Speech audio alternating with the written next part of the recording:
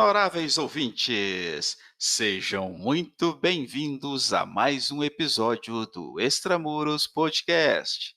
Sou Washington Clark dos Santos, seu anfitrião. No conteúdo de hoje, os conduzirei em uma conversa com o economista Peri Chiquida, o qual responderá a perguntas acerca das evidências por ele coletadas em estudos, pesquisas e atividades como professor e conselheiro do Conselho Nacional de Política Criminal e Penitenciária acerca do tema economia do crime. Caro Peri, dando-lhe as boas-vindas, agradeço o seu interesse em colaborar na produção deste valioso conteúdo e, sem maiores formalidades, peço que se apresente e fale um pouco da atuação do Conselho Nacional de Política Criminal e Penitenciária e de seus conselheiros.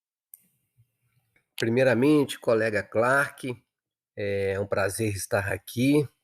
Sou graduado em Economia pelo FMG, mestrado em Economia Agrária e doutorado em Economia Aplicada, ambos pela Exalc-USP, e também pós-doutor em Economia pela Fundação Getúlio Vargas, em São Paulo. Sou bolsista de Produtividade em Pesquisa do CNPq, nível 1D. Fui professor visitante na Alemanha, Estados Unidos, Itália, Portugal, Espanha, Romênia e Paraguai. Sou atualmente professor associado na Universidade Estadual do Oeste do Paraná, atuando no curso de Economia, graduação, programa de mestrado em Economia e no programa de mestrado e doutorado em Desenvolvimento Regional e Agronegócio. Membro do Conselho Nacional de Política Criminal e Penitenciária, a CNPCP, 2019-2023, e também fui relator do Plano Nacional de Política Criminal e Penitenciária 2020-2023 e também participei na melhoria de diversas resoluções do CNPCP.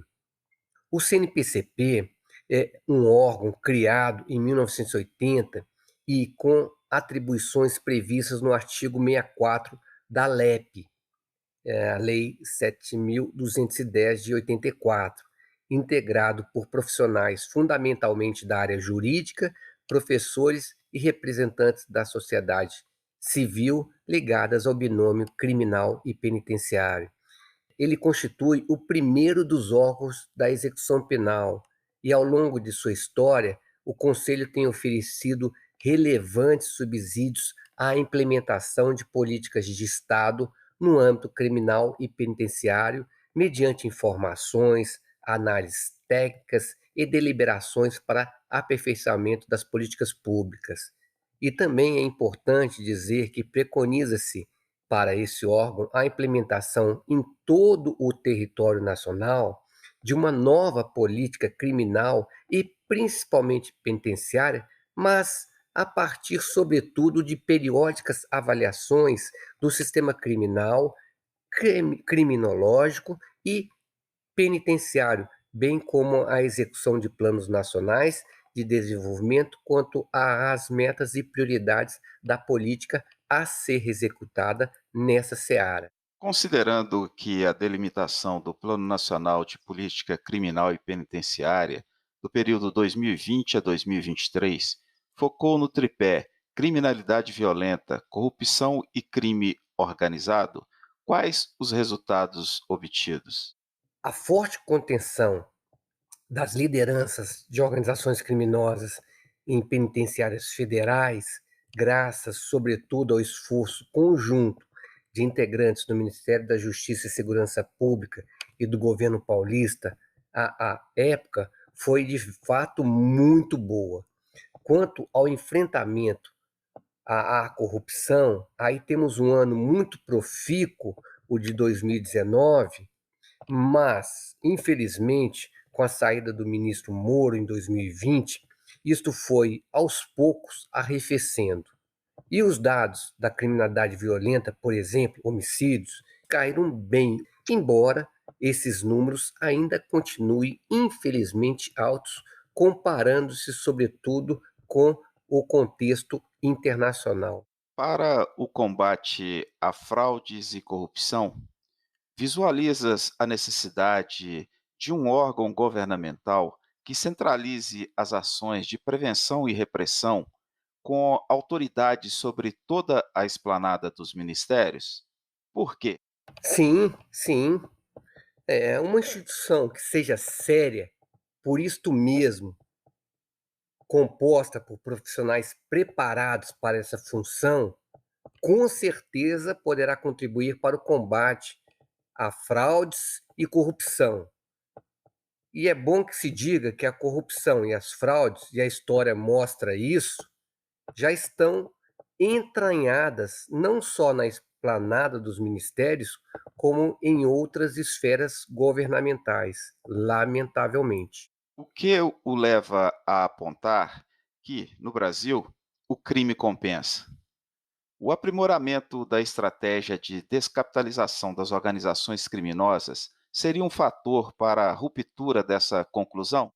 Em nossas pesquisas, ao longo de 24 anos, completado agora em 2023, visitando vários estabelecimentos prisionais de norte a sul, leste a oeste, constatamos que, para a expressiva parcela dos presos entrevistados, os retornos econômicos foram maiores do que os custos do delito, o que significa dizer que o crime de foco pecuniário que busca dinheiro, lucro per se, está lamentavelmente compensando.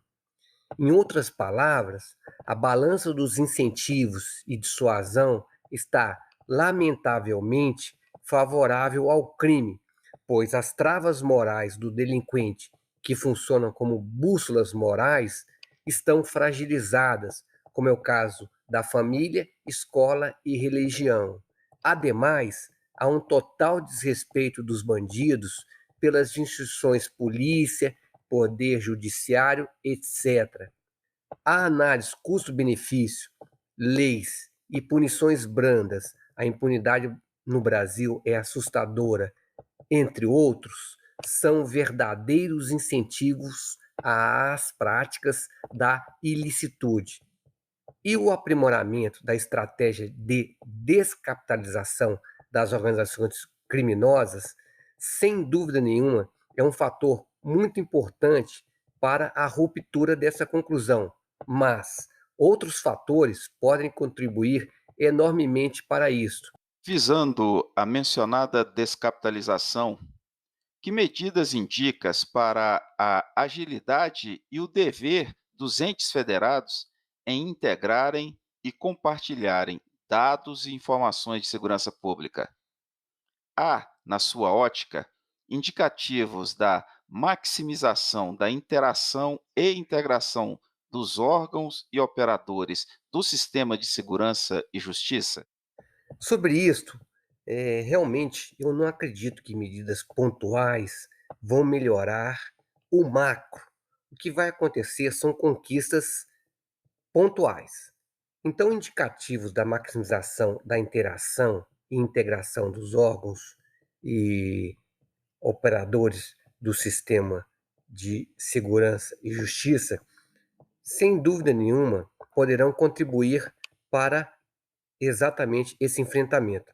Mas a gente precisa ter um plano real, como foi feito um plano real de enfrentamento da inflação, só que agora de combate à criminalidade. Mas ele é possível hoje? Eu acredito que não, porque você tem que ter uma esfera do poder executivo que tenha total foco para isto, né? Concentrando muito de suas ações para esse plano real de combate à criminalidade. E aí a gente poderia citar a criminalidade violenta, as organizações criminosas e a corrupção como foco que estava citado, por exemplo, no Plano Nacional de Política Criminal e Penitenciária ou no pacote anticrime. Então eu digo o seguinte: ou fazemos algo macro com competência, ou sucumbiremos com políticas quase sempre pontuais. E aí é importante complementar aquilo que eu falei anteriormente. É preciso ter um executivo focado nesta questão, mas é também preciso ter um poder legislativo que possa dar base para esse enfrentamento à questão da criminalidade e à questão de corrupção e outros fatores ligados a isto. Evidentemente que, como no plano real, o poder judiciário também não pode estar desligado dessa articulação. Ou seja, um plano real de combate à criminalidade precisa de ter uma interação entre o executivo, o legislativo e o judiciário para exatamente fazer com que medidas mais macro sejam implementadas no sentido de conseguirmos o êxito no enfrentamento das mazelas derivadas do mundo do crime. Infelizmente, essa é a realidade. Mas, de certa forma, essa articulação entre os entes federados, essa integração para a segurança pública é imprescindível. Em sua atuação no CNPCP, apoiada na tua experiência profissional, constatas a necessidade de políticas ativas que acelerem o retorno dos trabalhadores ao emprego como medida fundamental de redução de violência e criminalidade? O que precisamos fazer diante dessa indagação muito oportuna? Primeiro, o custo moral decorrente do ato de se desrespeitar a lei deve ser relevado. As travas morais do cidadão devem ser robustas. Quais são as travas morais? Família, escola e religião. Então, nós precisamos recuperar esse tripé básico do desenvolvimento que o próprio Celso Furtado e outros desenvolvimentistas já falavam há anos. Os custos não morais de planejamento e execução, o custo de oportunidade e o custo esperado de serem detidos as pessoas que fazem as suas atividades ilegais devem ser altos, perfeito? E a dissuasão tem que funcionar. E o Estado deve ser uma ameaça crível, sim, caso não seja respeitado. Eu não estou falando que o Estado tem que matar, mas ele tem que fazer cumprir a lei para quem quer que a desrespeite, seja rico, pobre, branco ou de outra cor, de nacionalidade brasileira ou estrangeira, não interessa. O Estado tem que ser respeitado em qualquer situação. E as instituições devem estar consolidadas e serem também respeitadas. Polícia, Poder Judiciário e outras esferas ligadas à política criminal e penitenciária. Claro que o retorno dos trabalhadores ao emprego pode, e de certa forma, contribuir para a redução da violência e criminalidade, mas para isto é importante que se diga que, aliado às travas morais robustas, haja a certeza da punição que venha a tolher a cultura de ideia de ganho fácil, cobiça, ambição e ganância prevalecente na migração de uma pessoa para o setor ilegal da economia.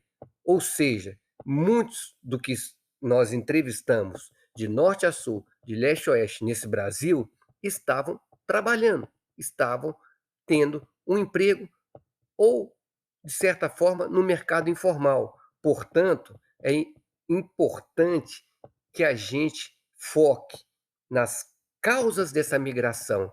E as causas da migração de uma pessoa para atividade ilegal não são relacionadas, pelo menos em nossas pesquisas, com trabalho, com pobreza, com distribuição de renda, com a questão do capitalismo sem compatível é, com equilíbrio econômico e coisas correlatas. Pelo contrário, eles estão migrando por escolhas pessoais e, fundamentalmente, pela ideia de ganho fácil, cobiça, ambição e ganância. Como analisas as políticas públicas até então adotadas para diminuir as redes de influência que impactam mais diretamente a população jovem, negra e de baixa renda? O perfil médio dos nossos entrevistados sobre essa indagação irá depender muito do local em que se esteja fazendo a pesquisa. Por exemplo, no Rio Grande do Sul, a maior parte da população carcerária é branca. Aí você vai para os estados mais do norte e nordeste e também do sudeste, então a população é mais de cor negra. O país nosso é um país continental, com muitas variações de cor de pele, escolaridade, entre outros. Mas, normalmente, o nosso entrevistado é jovem. Volto a dizer, a cor depende muito da região em que foi feita a pesquisa.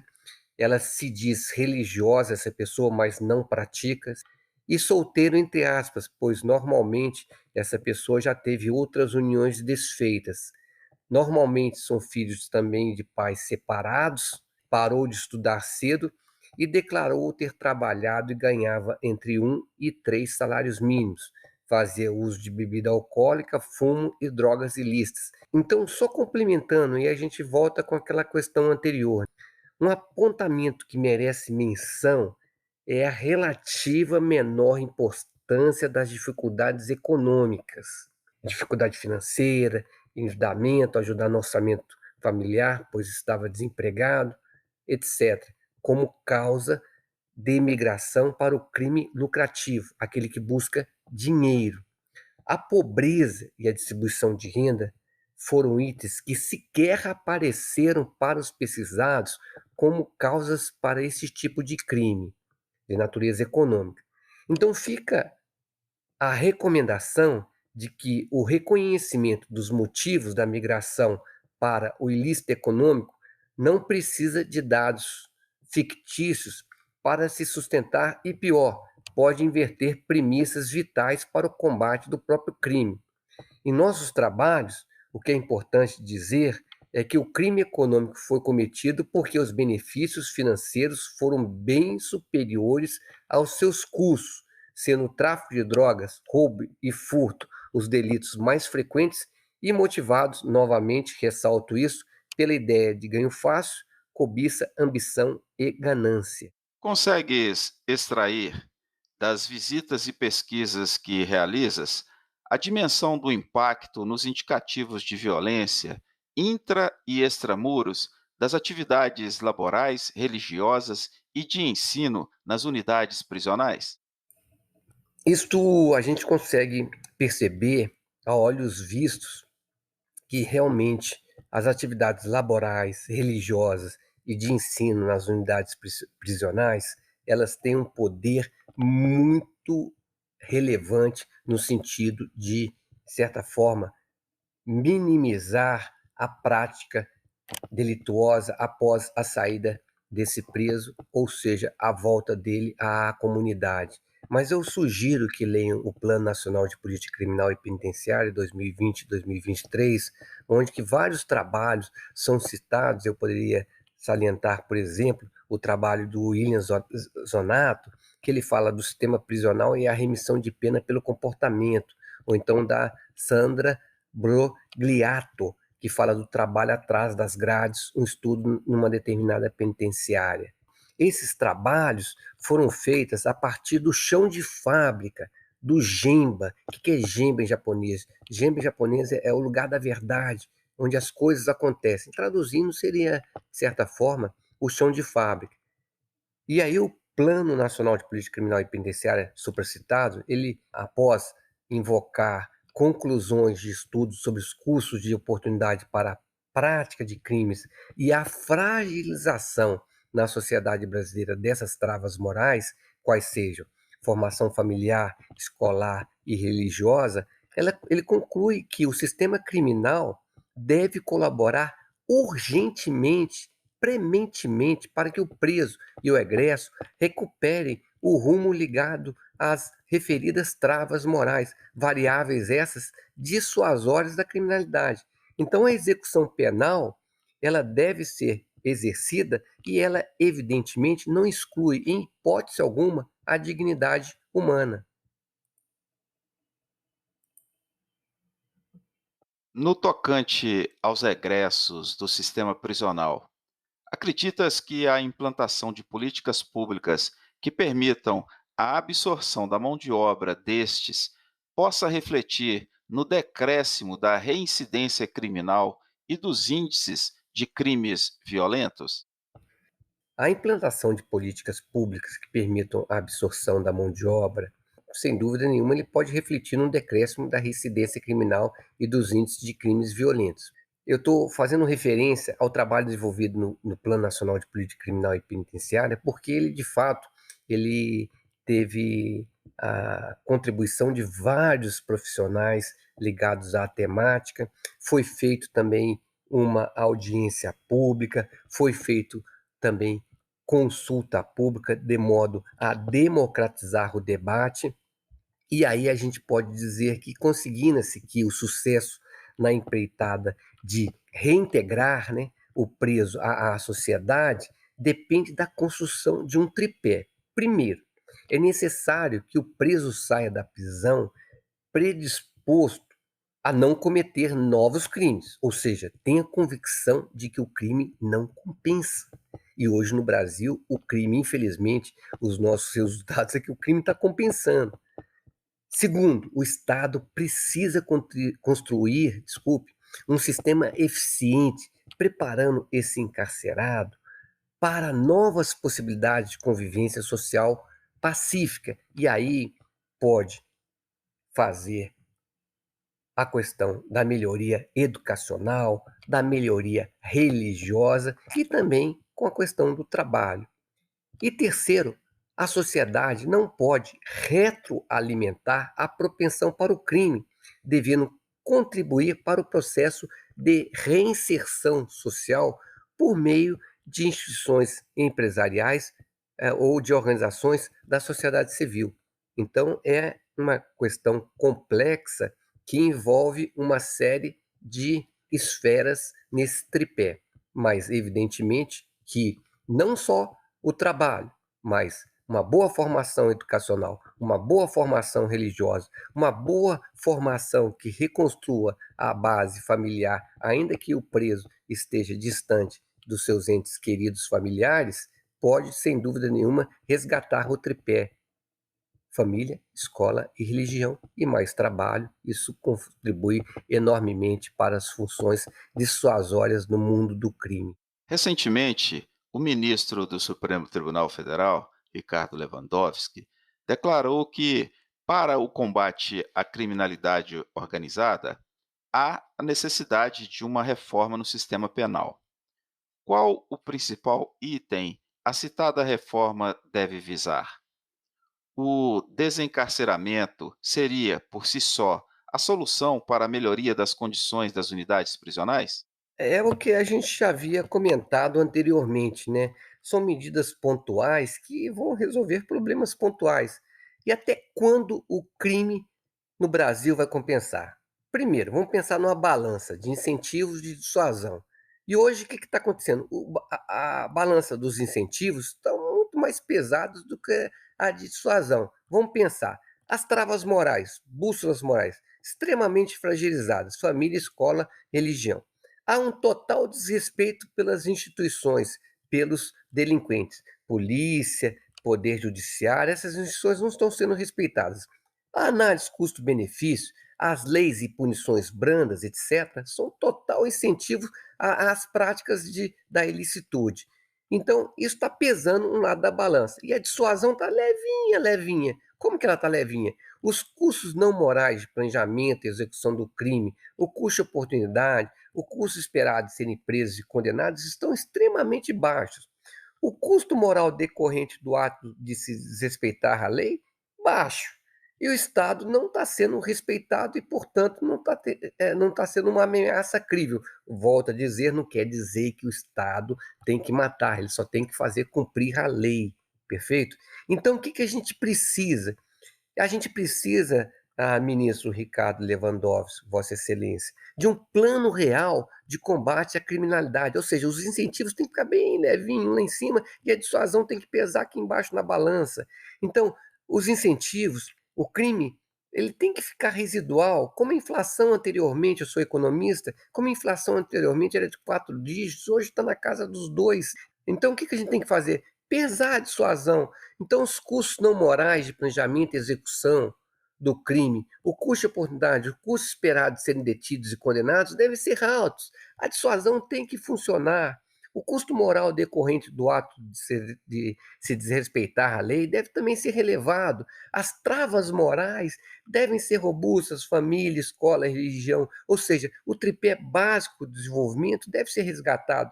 E o Estado, volta a dizer, não sendo respeitado, ele deve ser uma ameaça crível. As instituições devem estar consolidadas. A gente não tem que ter políticas como essa, uma política pontual ou política de governo. Tem que ter política de Estado para fazer frente à criminalidade. Sob o pressuposto de que o ativo mais importante no processo de humanização do sistema prisional é representado pelos profissionais que atuam nas unidades prisionais, é correto afirmar que, somada às técnicas de gestão, administração, segurança e inteligência, cabe também aprimorar a cultura do tratamento penitenciário como essencial na formação e capacitação continuada destes profissionais?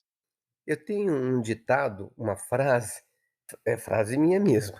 Quem não investe em educação não sabe qual que é o custo da ignorância, seja em qualquer esfera. Tem que ter uma capacitação continuada desses profissionais que atuam no sistema prisional, sim, da mesma forma que na polícia, no poder judiciário e áreas afins à política criminal e penitenciária. Eu cito uma estudiosa, a Eli Torres, que destaca que sobre o servidor penitenciário, podendo este ser policial, penal ou não, ele trabalha em uma função que assombra pelo perigo devido à proximidade com o submundo da prisão. Então, esse agente penitenciário, assim como o preso, ele faz parte de uma categoria que vê e não é vista. Ou melhor, ele tem uma invisibilidade social. Isso também encontra simbiose com o estigma que permeia o imaginário coletivo, né? Fortalecido pelo quê? Pela ausência de informações sobre como se efetiva o trabalho e quais são as atribuições do agente em condições penitenciárias. Eu volto a dizer, essa classe da polícia penal, que agora é a polícia penal, ela foi criada a partir da percepção do problema de segurança pública, fazendo emergir a necessidade constante de treinamento desse pessoal e implementação de segurança específica nesses locais. Isso é bom que se diga. Nas nossas pesquisas, a gente tem conversado com os policiais penais pelo Brasil afora, a gente vê que é uma classe que precisa da melhoria da sua categoria. Quando eu pergunto para eles o que o Estado poderia fazer para a melhoria dessas pessoas que trabalham dentro de estabelecimentos penitenciários. Primeiro, olha, estruturar prementemente a carreira do policial penal. E falta regulamentação e tratamento isonômico. É bom que se diga isto, sim. É preciso valorizar a categoria, é preciso melhorar vários aspectos da administração das penitenciárias, automatizar, capacitar mais, ouvir mais, distribuir melhor os recursos, melhorar a infraestrutura, colocar as pessoas de carreira em postos de direção ocupados por outros profissionais. Isso é muito bom que se diga. Muitos estabelecimentos prisionais, ou mesmo cargos de chefia, você não vê um policial penal no exercício dessa direção. Ele vive lá direto, trabalhando, subiu, está dentro de uma carreira, ele precisa de também dirigir. Ele, mais do que nunca, está no chão de fábrica ali. É preciso investir mais nas pessoas que trabalham na esfera penitenciária e direcionar, sobretudo, um especial cuidado da saúde física e mental dessa classe, porque elas têm muitos problemas. Eu cansei de ouvir que o policial penal, seja dos estados ou federal, ele vive no trabalho também preso. Olha que contradição. Mas eu concordo. Aprimorar a cultura do tratamento penitenciário como essencial para a formação continuada desses profissionais. Parabéns por essa pergunta e pela oportunidade de eu ter ressaltado a valia enorme que é essa classe, que infelizmente é muito invisível para quase toda a sociedade. Honoráveis ouvintes, este foi mais um episódio do Extramuros Podcast. Sou Washington Clark dos Santos, seu anfitrião. No conteúdo de hoje, conversei com o economista Peri Francisco Assis Chiquida, a quem agradeço imensamente pela colaboração, sobre os nuances de suas pesquisas acerca do tema economia do crime, bem como da sua atuação no Conselho Nacional de Política Criminal e Penitenciária. Quer saber mais sobre o tema deste episódio, produzido na plataforma Humble Studio? Acesse www.extramurospodcast.com, Extramuros com H. Confira a transcrição, notas e registros adicionais. Comente e compartilhe nosso propósito. Será um prazer receber a sua colaboração.